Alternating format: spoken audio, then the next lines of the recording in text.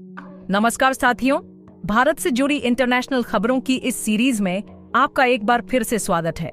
कुछ important highlight खबरों की बात करें तो बांग्लादेश की पूर्व पीएम शेख हसीना को अपने पद से इस्तीफा देकर भारत में आए हुए एक हफ्ते से ज्यादा बीत चुके हैं, लेकिन वहां की परिस्थितियां अभी भी सही रास्ते पर आने का नाम नहीं ले रही हैं। और वहीं दूसरी तरफ अमेरिका और चीन की नजर बांग्लादेश को भारत के खिलाफ अपने कंट्रोल में लेने पर टिकी हुई है। दरअसल हाल ही में खबर निकल कर आ रही है कि अमेरिका बांग्लादेश में एक सैन्य अड्डा बनाने की कोशिश कर रहा है और चीन की तिरछी नजरें बांग्लादेश के गहरे समुद्री बंदरगाह को कब्जे में लेने पर टिकी हुई है। इसलिए यहाँ पर भले ही बांग्लादेश में सत्ता परिवर्तन हो चुका है, लेकिन भारत को बांग्लादेश के साथ समझदारी से काम लेना होगा। इसके अलावा जो शेख हसीना एक हफ्ते से अभी तक चुप बैठी थीं, उन्होंने अपने देशवासियों के नाम एक बहुत बड़ी चिट्ठी लिखी है, जिसमें उन्होंने अमेरिका पर आरोप लगाते हुए इस बात का दावा किया है कि बांग्लादेश में जो कुछ भी हो रहा है, इसमें सारा खेल अमेरिका ने खेला है। इसके अलावा भारत की तरफ से बांग्लादेश और भारत के बॉर्डर पर हाई अलर्ट जारी करने के बाद बॉर्डर सिक्योरिटी फोर्स इस समय फुल एक्शन में चल रही है और पिछले 24 घंटों में बीएसएफ ने पश्चिम बंगाल में बांग्लादेश की सीमा पर 2 स्मगलर को गिरफ्तार किया है। साथ ही वहां के मवेशियों और फेंसिडिल की बोतलों को जब्त कर लिया। आज की इस वीडियो में भारत और बांग्लादेश से जुड़ी कुछ ऐसी इंटरनेशनल खबरों को बताने वाले हैं जो कि भारत के नजरिए से बेहद ही इम्पोर्टेंट है। लेकिन आगे बढ़ने से पहले इस वीडियो को लाइक करके चैनल को सब्सक्राइब जरूर कर लीजिए, क्योंकि यह आपके लिए 1 सेकंड का काम है, लेकिन इससे हमारी काफी बड़ी मदद होती है। दरअसल जब से बांग्लादेश में तख्ता पलट हुआ है, तब से भारत और बांग्लादेश के रिश्ते में दरार आना शुरू हो गई है, क्योंकि बांग्लादेश में मौजूद हिंदू और अल्पसंख्यकों पर कट्टरपंथियों और जिहादियों के द्वारा अत्याचार किया जा रहा है। हालांकि पिछले कुछ दिनों में हिंदुओं और अल्पसंख्यकों ने एकजुट होकर बांग्लादेश में बहुत बड़ा विरोध प्रदर्शन किया,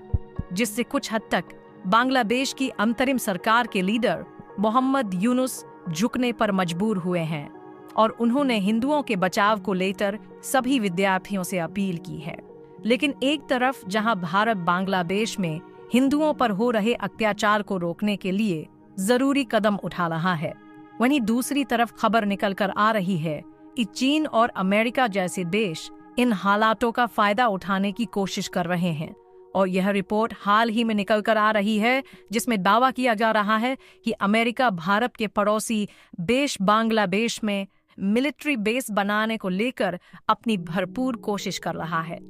और चीन की नजरें भारत के पड़ोस में मौजूद बांग्लादेश के गहरे समुद्री बंदरगाह पर टिकी हुई है, जिसे वह अपने कब्जे में लेना चाहता है। और यह भारत के लिए बेहद ही चिंता की बात है कि भारत के पड़ोसी देश, जिसकी लगभग 4096 किलोमीटर की जमीनी सीमा भारत से लगी हुई है, उस देश में चीन और अमेरिका अपनी दखल देने की भरपूर कोशिश कर रहे हैं।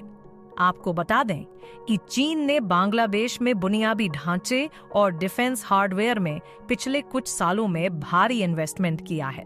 जिसके कारण चीन न सिर्फ बांग्लादेश के बंदरगाह को अपने कंट्रोल में लेने की कोशिश, बल्कि बांग्लादेश के साथ भारत के व्यापारिक रिश्ते को तोड़कर खुद के साथ शिफ्ट करने की होड़ में पिछले कई सालों से जुटा हुआ है। और हाल ही में जो हालात बांग्लादेश में चल रहे हैं, चीन इसकी मजबूरी का फायदा उठाने की कोई भी कसर नहीं छोड़ रहा है। इसका अंदाजा आप इसी से लगा सकते हैं कि जो शेख हसीना अभी तक भारत में चुप बैठी थी, उन्होंने अमेरिका के द्वारा सैन्य बेस को बनाने की जो कोशिश हो रही है, उसको लेकर खुद बहुत बड़ा बयान दिया है। उन्होंने कहा कि अगर मैंने सेंट मार्टिन आइलैंड और बंगाल की खाड़ी का कंट्रोल अमेरिका को दे दिया होता, तो हो सकता है कि मैं सत्ता में बनी रहती। साथ ही शेख हसीना ने बांग्लादेशियों से अनुरोध किया कि वो कट्टरपंथियों के बहकावे में न आए। शेख हसीना ने यह भी बताया कि अगर आज वे देश में होती तो शायद और ज्यादा जाने जा सकती थी, इसलिए उन्होंने अपने कदम पीछे ले लिए। इसके आगे इन्होंने कहा कि मैं आपकी जीप के साथ आई थी और आप यानी कि बांग्लादेशी मेरी ताकत थे, लेकिन आपने मुझे पसंद नहीं किया, इसलिए मैंने सत्ता छोड़ दी और मैंने इस्तीफा दे दिया। इन्होंने आगे कहा कि मेरा स्टाफ जो बांग्लादेश है वो हिम्मत न हारे और मैं उनके साथ खड़ी हुई हूँ। आपने ही इस देश को बनाया है और आप निराश मत होइए, मैं जल्द ही वापस लौटूंगी। हार मेरी है लेकिन जीत बांग्लादेश के लोगों की है, जिनके लिए मेरे पिता और मेरे परिवार में अपनी जान दे दी। मुझे खबर मिली है कि कई नेता पहले ही कार्यकर्ताओं की हत्या कर चुके हैं और उनके घरों में तोड़फोड़ कर आग लगा चुके हैं। यानी कि यहाँ पर शेख हसीना जी ने भारत में रहते हुए पहली बार अपनी चुप्पी तोड़ी और अपने देशवासियों के नाम एक बड़ी चिट्ठी लिखकर इन हालातों का दोषी अमेरिका। इसके अलावा अगली बड़ी अपडेट बांग्लादेश के बॉर्डर पर बॉर्डर सिक्योरिटी फोर्स को लेकर आ रही है, जिसमें बताया जा रहा है कि 11 ऐसे बांग्लादेशी लोगों को गिरफ्तार कर लिया गया है जो अवैध तरीके से भारत और बांग्लादेश के बॉर्डर को पार करके भारत में घुसने की कोशिश कर रहे थे। बांग्लादेश में जारी हिंसा के बीच वहां के नागरिकों की भारत में घुसपैठ की कोशिशें भी बढ़ गई हैं। बीएसएफ ने बताया कि उन्होंने बॉर्डर पार करके भारत में घुसने की कोशिश करते हुए 11 बांग्लादेशी नागरिकों को गिरफ्तार किया है। इन्हें बंगाल, मेघालय और त्रिपुरा की सीमा से गिरफ्तार किया गया है और भारत की तरफ से सुरक्षा बढ़ा दी गई है, जिससे इस बीच बीएसएफ लगातार सभी बॉर्डर्स पर अलर्ट में है।